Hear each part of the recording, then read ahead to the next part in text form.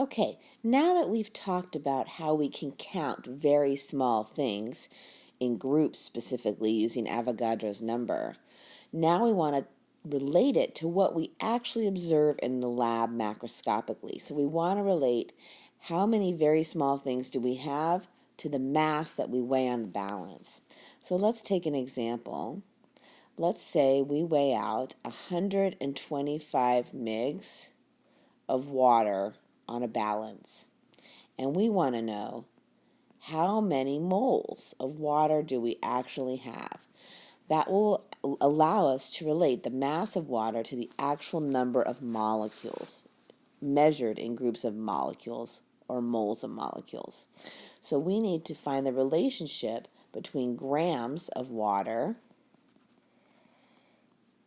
and moles of water, a way that we can convert back and forth between them.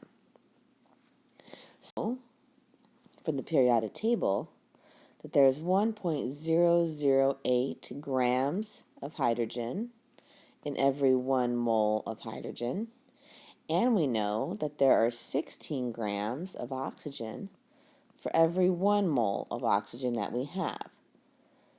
So we basically, to get the mass, or to relate the mass of water that we have to the moles of water, we just add up the masses of all the individual elements that we have in that 1 mole of water.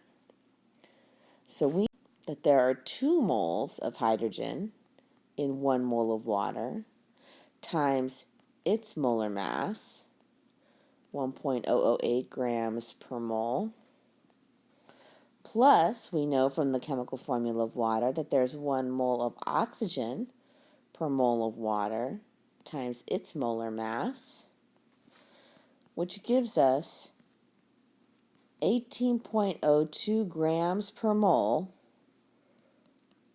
so grams of water per mole of water. So this is the molar mass of water. And it's a conversion factor that allows us then to convert between the mass of a substance and the total number of moles of that substance.